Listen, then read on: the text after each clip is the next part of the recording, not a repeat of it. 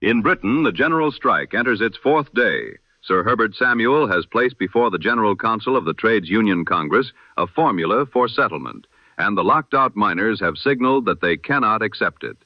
From the Mosquito Coast comes word that the United States Marines have landed at Bluefields in the name of the protection of American property. And from the great industrial cities of this country, the call to American labor to come to the aid of the locked-out British miner is taken up, while the executive officers of the American Federation of Labor remain this evening silent upon the matter. This is Tribune of the Plebs, the news of the day given whole. Friday, the 7th of May, 1926.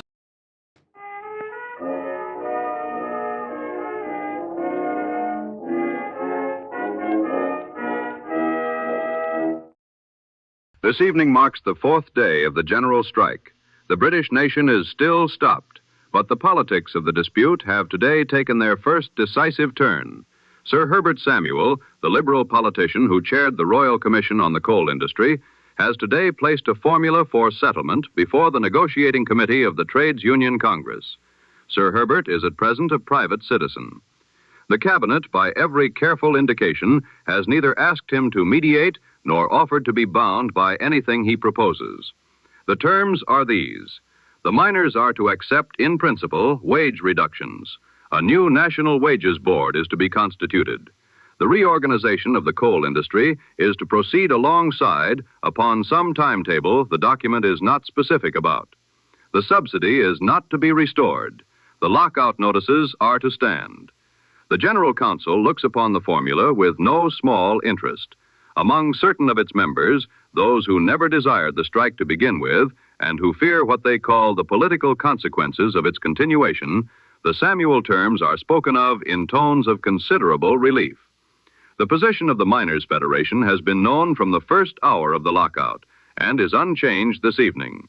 No settlement involving wage reductions can be accepted by men who were locked out for refusing those very reductions. Mr. A.J. Cook, the miners' secretary, has stated the position in language that has by now passed into the vocabulary of every coal field in the country. Not a penny off the pay, not a second on the day. The miners did not lock themselves out. The miners did not call the general strike. To accept the Samuel terms would be to accept the very cuts in resistance to which the working class of Britain has now downed tools for 4 days running. The General Council called this strike in support of the miners. The miners are now pressed to consider terms which the General Council itself, 4 days ago, would not have offered. The fault line that has been visible since the strike began between the central apparatus, which prefers settlement, and the men at the pit head who require defense, has today opened wide enough to see through. The country, meanwhile, remains stopped. Volunteer transport increases by the day. The Cabinet's tone hardens. The miners hold.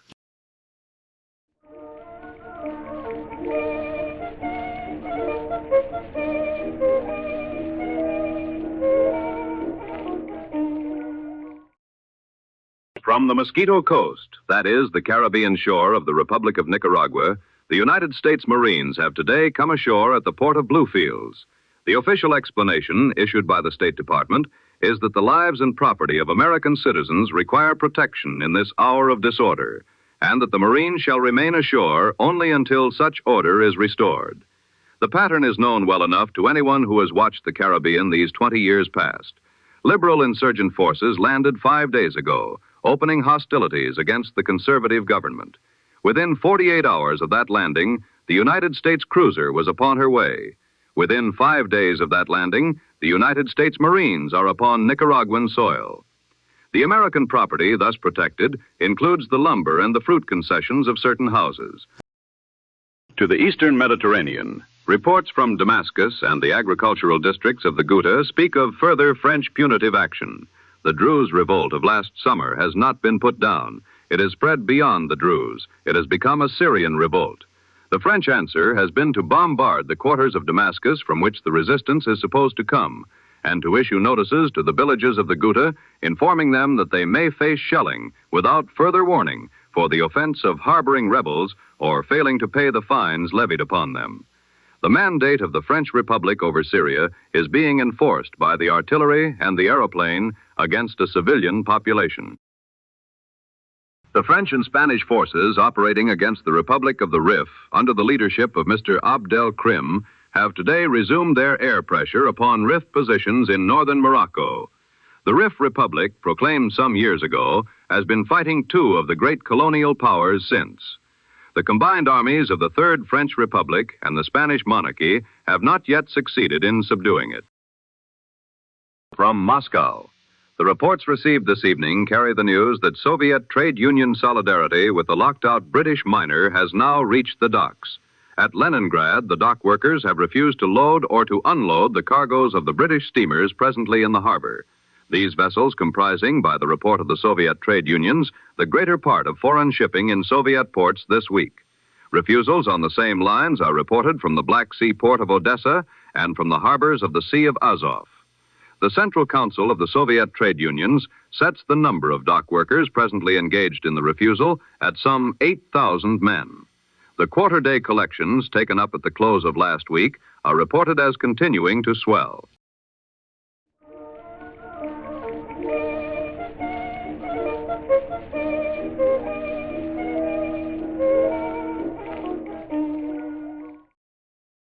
Closer to home, to the question of what American labor is doing and what American labor is not doing in the matter of the British strike, now in its 7th day from the lockout and its 4th from the general stoppage. The appeal issued this week by the Trade Union Educational League has been carried forward by the militant labor of this country with such means as the militant labor of this country possesses. Meetings in support of the British miner have been reported in this city, in New York, in Pittsburgh, in Detroit, and in the lesser industrial towns of the East and the Middle West. Collections are reported underway in the needle trades locals of the great cities, in certain miners' lodges of the bituminous fields, and in cooperative associations and fraternal lodges of the foreign-born, Finnish, Jewish, Slavic, Italian, for whom the British dispute is not in any sense a foreign matter. The relief shall move through the channels already established by the international labor movement. The American Federation of Labor, under its president, Mr. William Green, has, in the 11 days since the British coal owners locked out the miner, and in the 4 days since the British workers answered with the greatest stoppage of trade in the modern history of any imperial country, issued no call to the American working class. It has issued no appeal for solidarity. It has issued no instruction to its affiliated internationals that they shall raise collections. It has issued no condemnation of any cargo bearing the marks of strike-breaking. The Federation has not condemned the British government. It has not endorsed the British strike. It has, in the matter of the most consequential labor confrontation in the English-speaking world in our lifetime, found nothing in particular to say. The militant labor of America has heard from London. The militant labor of America has answered. The Federation, this evening, is still considering. That has been the full report of the day. This is Tribune of the Plebs, signing off for the night. I leave the night time to the dreamers. I leave the songbirds to the blind. I leave the moon